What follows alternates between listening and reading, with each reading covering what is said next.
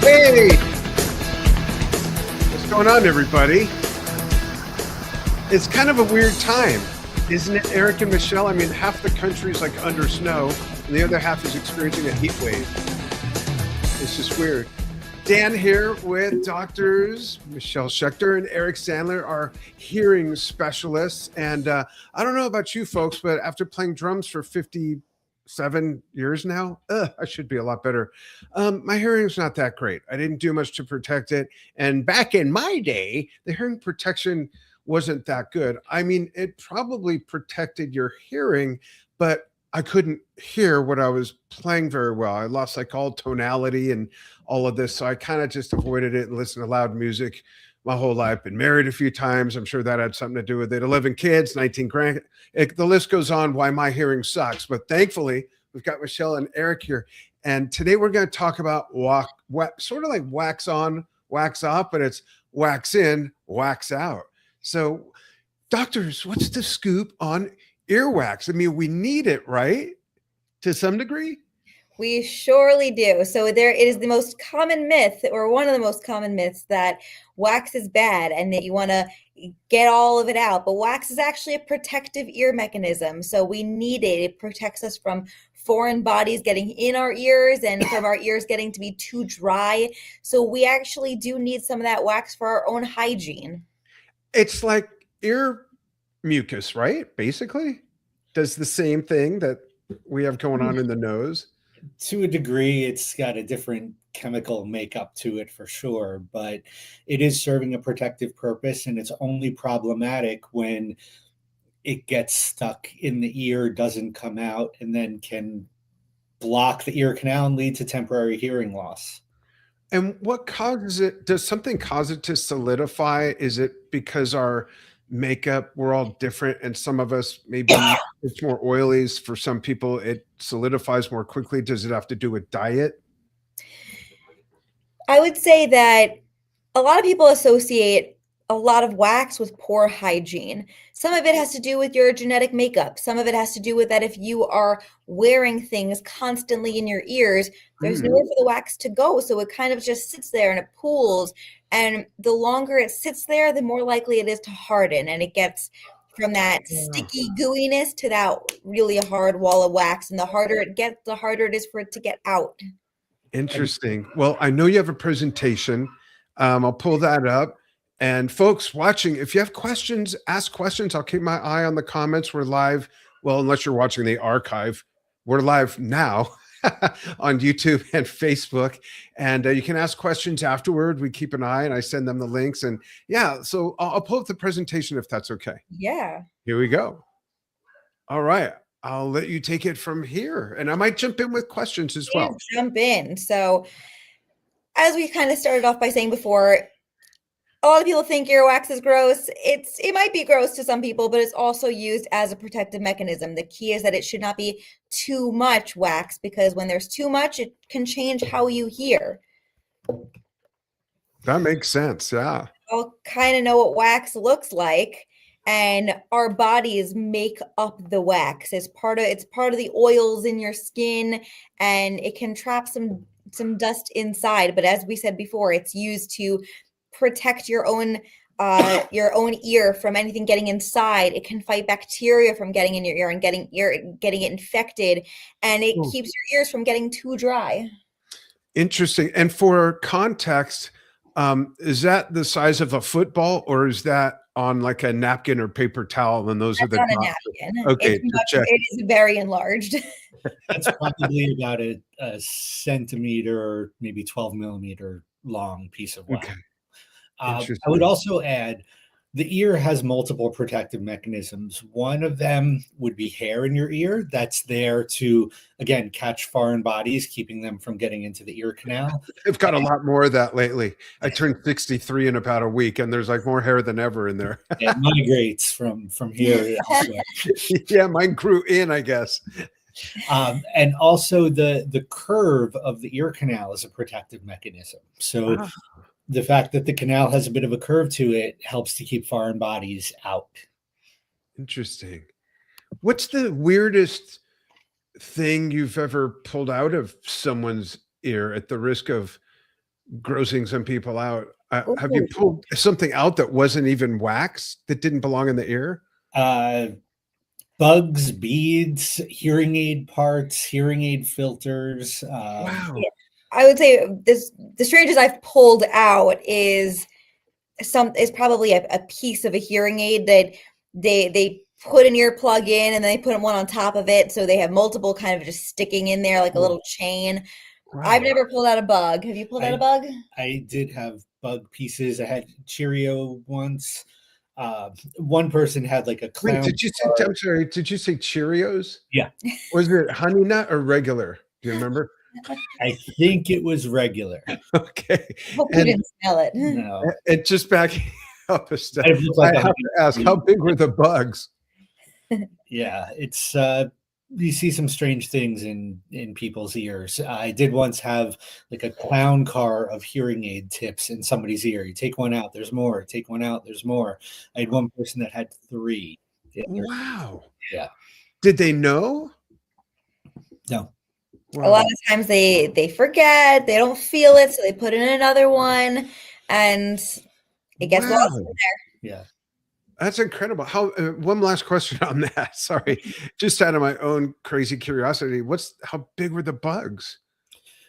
You'll see like little flies. I've seen videos of a bee, a roach. That's less common. Wow. And people think that if it travels in one ear, it's going to come out the other ear. And that's not how it works. I can't imagine. You gotta go out the way it came. And we have also actually had people who think they have a bug in their ear, but really it's that they're experiencing tinnitus. Oh, that's an interesting. But also, these are kind of oddball scenarios, so Yeah. people shouldn't expect that they're going to experience that. Audience, don't worry. Yeah. Don't worry, folks. Okay. As you were. So the ear can most of the time clean itself. So our ear canals are designed kind of on a curve, as Eric said, or on a slant. So the earwax tends to move its way out naturally. So some people find that earwax can come out in the shower when there's a lot of steam, when they're laying on a pillow and their head is to their side. So its natural way of exiting is through it's what we would expect it to be.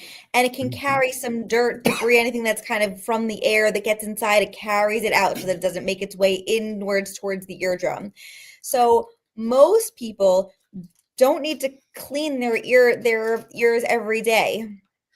Okay. Some people might be inclined to, but they don't need to.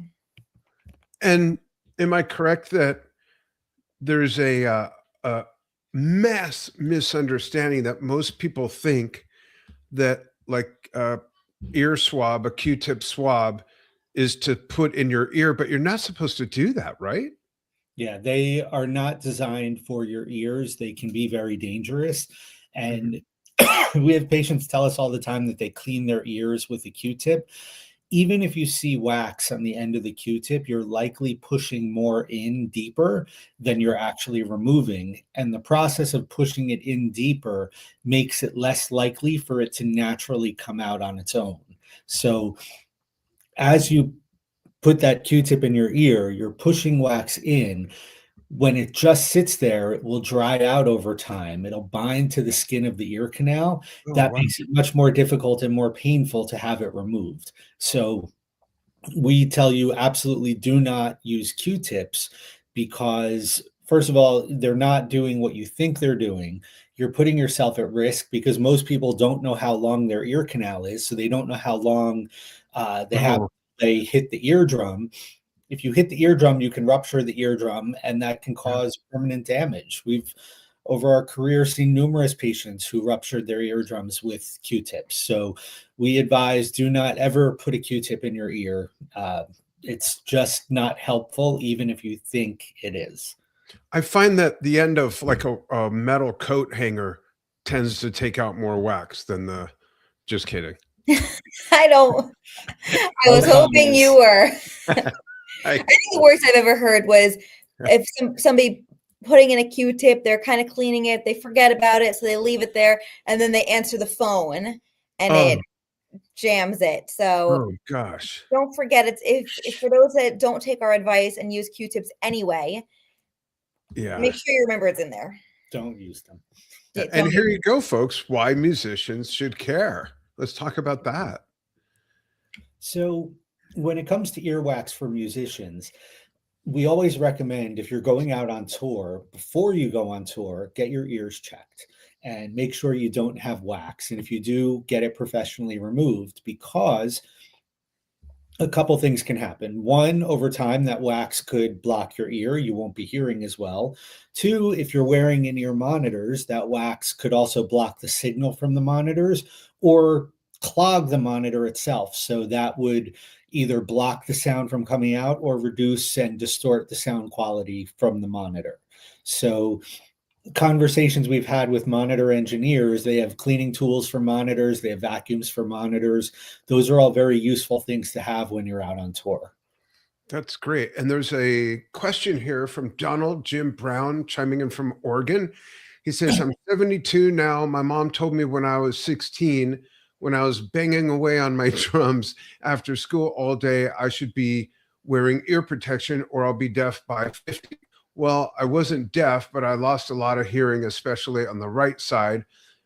Protect your ears, get the right earpieces, listen to these guys. Great. Thanks, Donald. Appreciate it. you. Thank you. Appreciate the support there. Yeah. And stay on, folks, because the doctors have their own podcast as well. So we're going to talk about that after we go through this presentation. You can follow them there too. That's how we met. That's true. Yeah.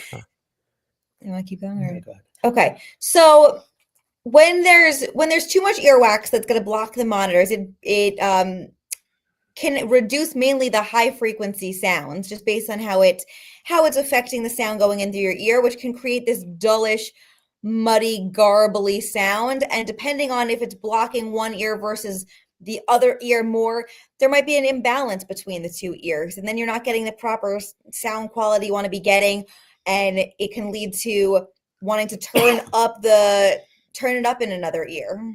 I wonder how many people are yelling at the monitor engineer when this is the issue. And one thing I would add to that, your monitors are going to be on a single pack where you're going just volume louder in both ears or volume softer in both ears. So if you have wax in one ear and not the other, and you dial up your monitor pack, you're going to be blasting one ear to get yourself at a comfortable level on the other ear, risking more permanent damage. Interesting. Now that could be a great invention, is to have a pack that does have a right and left volume or balance knob, because someone like me, I naturally don't hear the same in both ears. Yeah. And one thing we also tell our musician patients is, especially if you're touring and you're touring in large venues, show your monitor engineer a copy of your audiogram, which is your hearing test, because they could potentially within the mix compensate for what your loss is. And let's say you have significant loss from 2000 to 6000 hertz, they can give you more gain in the mix than at 500 to 1000 hertz. So that you're getting a more balanced sound. That makes sense. That makes perfect sense. Thanks. Well, some of this is going to be a little bit redundant, but we like to stress it for our audience here, that, as we said, having wax in the ears will cause you to turn the volume up more than usual, and especially we like to know our musicians like to have it nice and loud. So if you're turning it loud for preference, but you also are turning it up because there's some wax blocking some of your hearing, then it's really going to be too much for your ears to handle, especially over time. And as we said, the mix just doesn't feel right. You're not actually getting the cleanest sound quality. It can sound garbly, it can sound distorted, it can sound too soft. It's just not quite right what most musicians would want it to be. So don't assume it's the gear. It might not be the gear. Yeah. And don't blame the sound engineer. That's right. And another thing I would add to that is there are over-the-counter devices that you could buy, like from Amazon and Otoscope, where you can have it connected to even your phone, an iPad, whatever it is. You look in your ear, it'll show you the image to let you know if your ear has wax that's blocking it. And that's something that a musician could take on tour with them. Yeah. So they could kind of monitor their ears throughout a tour. And hey, if you need to run over to a minute clinic when you're on the road or urgent care and just get your ear flushed out, if it does get blocked up with wax, you'll at least be able to know. That makes perfect sense. And that reminded me that to ask you about this product and process, if this is the right thing to do or not. But my wife has like a I guess it's like a flushing device that she's always trying to help me hear better because I still got to get new hearing aids after the dog chewed up the other ones. But anyway, it's like an ear flushing thing. Mhm. And I have gotten some stuff washed out into that. Like I hold the basin and she, blasts my ear. Is that safe? Is that okay to do? We generally hesitate to recommend the at-home wax removal treatments. Okay. Definitely think you're best off going to a professional to have that done. Okay. And definitely not the garden hose with the thing on stream. No. It might come out the other side. I'll let her know. Donald chiming in again says, I've never had a problem with earwax buildup or other issues like Meniere's disease. And what a lovely experience that is. Yeah, that's great. I've got tinnitus really badly in it. It comes and goes. It just depends on, and we've talked a whole few episodes about this, just the environment, or out of nowhere, it'll just kick in and then go away. It sounds like someone's blowing in my ear. It's just, I don't know, no rhyme or reason, but I do need to get new hearing aids. I've noticed, I think, a decline. You know what? I should probably get my ears cleaned out. I was just going to say, I've noticed a decline in my hearing because I've had to ask her to repeat herself a lot more. And it just sounds distant, quieter and muffled. Mhm. So I wonder how much of that is earwax. I'm gonna look into that. Yeah. If you want to come to New Jersey, we're happy to test you. Great. Yeah. I wish I was closer to you guys. I don't even know if there's an audiologist in town. We live in that must sound weird to people. We live in a little village of 7,100 people. I call it a village. Mm. It's incorporated. It's a city. So I'm gonna check because there's something going on for sure. So it's funny that Donald there mentioned Meniere's because some of the symptoms of wax can be like Meniere's. There are a couple symptoms for each. So one of the main symptoms that people feel with when there might be wax in the ears is that it feels clogged, like there's something physically blocking the sound from getting in, which is the case. Unlike something like Meniere's, which they might feel like it's blocked, it might feel clogged, but there's nothing actually blocking it. But similar perception. Of course, there would likely be some muffled hearing. Things might not sound loud. Things might not sound clear. It sounds softer than usual. People might want to put their phone right up to their ear so that it's nice and loud right by their ears. Yeah. There might be sudden changes in sound, even the way that the sound is going through the ear, depending on angle or how you're configured. If the wax is blocking a lot of the ear, but not the entire ear, and there's still a tiny peephole, then you might be able to, depending on where even a hearing aid might be sitting in your ear. If it's sitting right up against the wax, sound isn't coming through. If you move the hearing aid slightly, the sound might be able to get through that little hole. So you could feel like sound is going in and out, cutting in and out.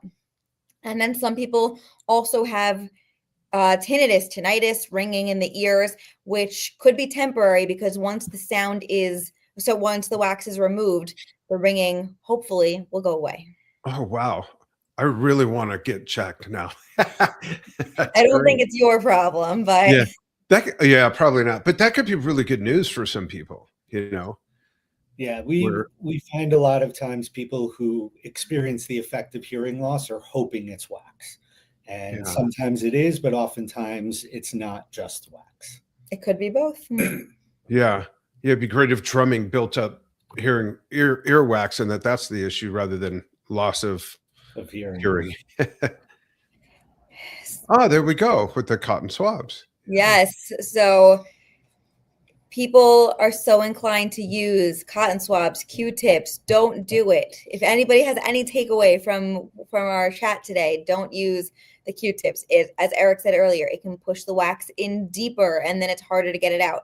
And then sometimes there is not a wall of wax initially, but if you're poking and prodding with the little Q-tip, you're going to create a wall of wax where the sound was able to get through and now it's not able to get through. And overall, it just makes things worse. So the rule of thumb is don't put anything smaller than your elbow in your ear. If it gets stuck, it's I not hope, unless it's my a wa- hearing aid. Don't put something smaller than your elbow in your ear. that's funny. I hope my wife doesn't see this episode. She'll start putting her elbow in my ear just to see if she can. You might deserve that. That's hilarious. Other common myths, mistakes that a lot of our patients suggest doing. We get a lot of questions.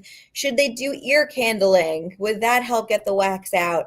No, don't do that. It doesn't work, and it could be risky. It could there's a lot of potential for some harm to your ears. So don't do that. The less risky, but also common myths of or mistakes is don't over clean them. People that try to clean their ears and make them spotless every single day they might make their ears too dry. If you're trying to get every speck of wax out of your ears, then as we said earlier, it's a protective mechanism. It is meant to make sure it moisturizes your ear. You might get itchy ears, you might get flaky ears from over cleaning, and then what do? Then you have to use either cortisone or baby oil to kind of re-moisturize that because you took out all the wax. Interesting. Yeah. And do not ignore the symptoms. And do not ignore the symptoms. If you feel like you are noticing muffled hearing, changes in hearing, especially if it's very sudden, then no matter what, you want to get your hearing checked to make sure that it's not a sudden loss, to make sure that it's not fluid from an ear infection, but also to make sure that you don't have impacted wax, because the longer you wait, the more of a chance that it's going to harden inside your ears. Makes sense. Donald chimes in again saying, the ringing for me is constant and has been for years. I've just learned to tolerate it. Kind of with me too. I've just like, it's something that happens. Yeah, it's tinnitus it's frustrating, it's debilitating, and as he said, a lot of people, they learn how to deal with it. There are definitely management options for those that can't just manage or deal with it, whether it's hearing aids, whether it's some retraining therapy with a professional to kind of get that under tow. But tinnitus stinks. So are those ads I see from time to time that say they've got a cure, is that just some snake oil ad? Like there's no cure? Generally, yes. Their tinnitus should be evaluated because there are certain types of tinnitus that are going to have treatments. Okay. A lot of times there's bad information that people will be told there's nothing that can be done for their tinnitus. It's not true. There are management strategies, there are management options. So if you've seen a professional that has told you there's nothing that can be done about your tinnitus, see somebody else, because there are treatment options. There may not be a medicine or a surgery to cure it, but there are treatment options to lessen the effects of it. Okay, great. That's great to know. Yeah. Awesome.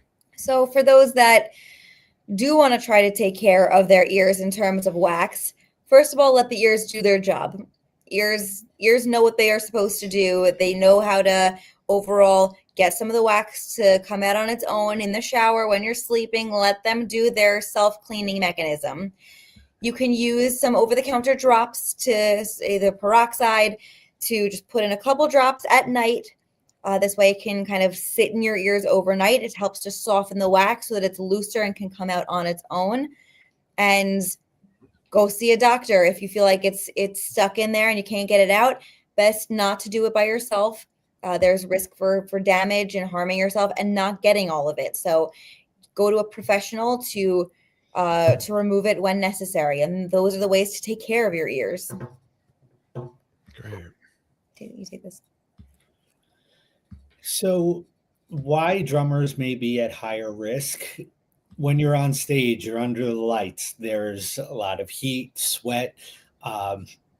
You're keeping, like we talked about earlier, you have monitors in your ears that can be keeping the wax in, keeping it from migrating out. You tend to be in loud environments, so your hearing health is at risk. So you're hopefully wearing ear protection, which again gets you to that idea of blocking the ear, so wax may not work out quite as efficiently.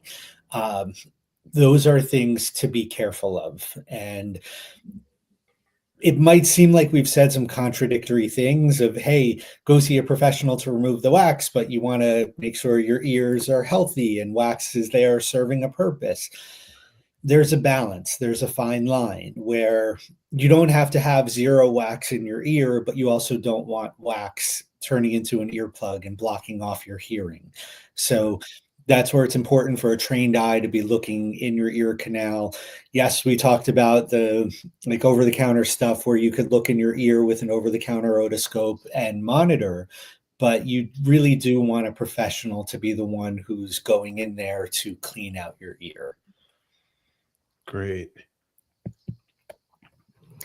And make sure for the musicians listening here, keep your monitors clean. Wax can block the sound ports that prevent the sound from, even if your ears themselves are not overly waxy, it doesn't take a lot of wax to block the ports. So make sure that you're properly picking out that wax. A lot of monitors come with some brushes and cleaning kits to help pick out the wax that might be sitting in the port, because it will, even a tiny bit of wax will affect the sound quality, will change your mix, it will cause you to change the volume. So make sure that you're doing your daily maintenance of making sure those monitors are free of wax. Great. And just to kind of close us off here about myth versus fact, as we talked about making it come full circle here. Myth is that earwax equals dirt and that your ears are gross because they have earwax, but it's not dirt, it's a protective mechanism.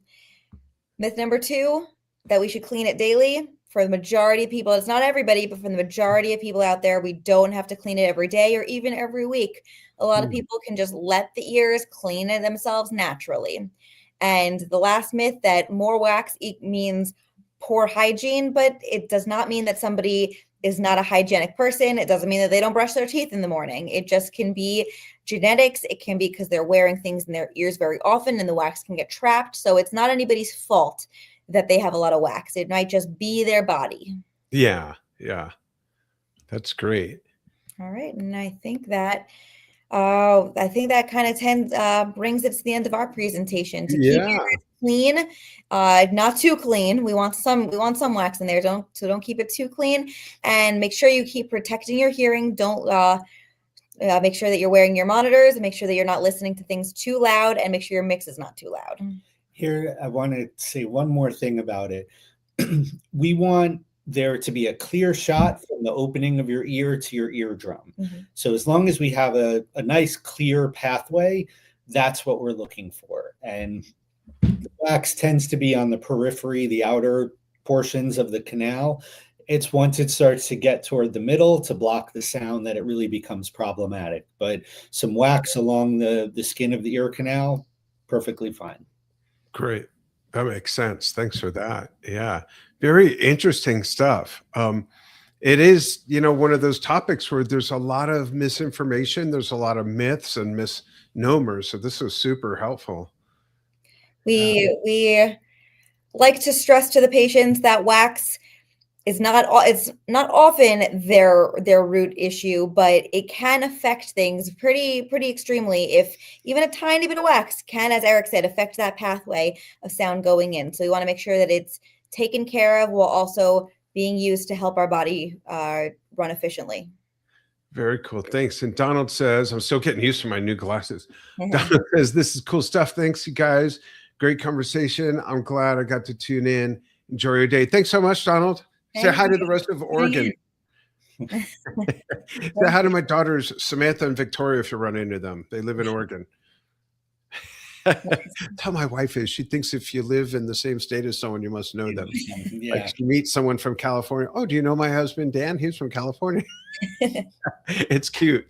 And hey, Christopher Simpson chiming in says, great topic on ear performance. Awesome. Thanks, Christopher. Yeah, that was great. And we'll come up with another very helpful topic for our next show, which is always once a month. But let's talk about your podcast. Go ahead and tell everybody where they can find you and what they can expect to get out of it. So the podcast is called Hear Us Out. And what we like to examine on the show is how sound influences the human experience. So our guests range from healthcare professionals to professional musicians to Broadway stars to Broadway sound designers. monitor engineers, monitor our front of house mixers. Who else? We have a couple cool ones coming up in the next couple of weeks. So we have Foley artists that design how sound is worked into movies and TV shows, and yeah, so we have a couple of exciting ones that are coming up. So stay tuned. You can find us on Apple Podcasts, Spotify, other major podcast platforms. We release weekly, and you can follow us on Instagram. We have two. We have THC_audiology. That's our main one, and our podcast one, which is Hear Us Out PCast official. And Great. one thing I would add, our last few episodes, we've had some really interesting guests. So a couple weeks ago, we released an episode with Warren Haynes, the guitar legend. We released an episode with a gentleman named Jason Aaron. He was the director of some of the live streams of Jonas Brothers concerts. So you get to hear kind of the behind the scenes of the filming process for large scale live shows. And this week's episode was with John Lampley from the Tonight Show Band and OAR, and he also has a couple other musical projects. So we have a wide range of guests that we really kind of get into interesting topics with them, with questions that they're not typically asked when they're interviewed. That's great. A lot to investigate there, folks. Go ahead and check it out. It's called Hear Us Out. Great. Thanks for watching, everybody. We got some really, and I'm going to use the word fascinating, the F word stuff coming out on Drum Talk TV, new to our membership site, where you don't even have to buy the whole membership site. You just get this one thing by itself if you want that we're doing. And if you do have premium already, you're going to inherit it. And it's going to be killer fun. So if you're not already subscribed to our email list, subscribe at drumtalktv.brilliance.com and you'll get the info on that. And where can people sign up to get notifications for you folks? Oh, do we have notifications?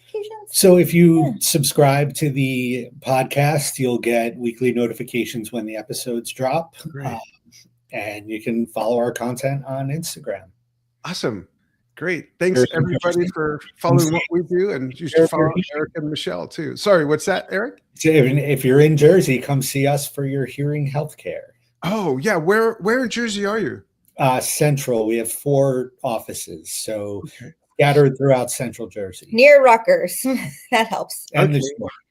And the Great. shore. Are you both originally from there? Yep. Okay. Yep. Somehow I don't hear the accent, so I wasn't sure. Oh, no, we have it.